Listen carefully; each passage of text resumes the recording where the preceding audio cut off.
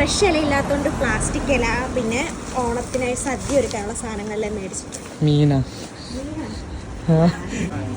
നമുക്കൊരു ഓണ പർച്ചേസ് ചെയ്താലോ സദ്യക്ക് വേണ്ടിയിട്ട്?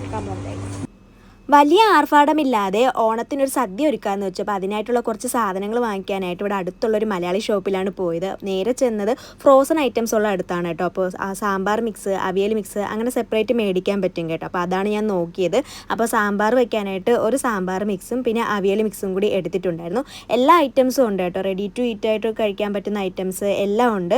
പക്ഷെ ഞങ്ങൾ സാമ്പാറും അവിയലിനുള്ളത് മാത്രമേ എടുത്തിട്ടുണ്ടായിരുന്നുള്ളൂ. പിന്നെ വന്നിട്ട് കുറച്ച് ഫ്രഷ് ആയിട്ടുള്ള വെജിറ്റബിൾസ് വാങ്ങിക്കാമെന്ന് വെച്ചു. അപ്പോൾ സാമ്പാർ വയ്ക്കാനായിട്ട് കുറച്ച് വെണ്ടയ്ക്കയും പിന്നെ കുറച്ച് അത്യാവശ്യത്തിനുള്ള വെജിറ്റബിൾസും കൂടിയിട്ടാണ് എടുത്തിട്ടുണ്ടായിരുന്നത്.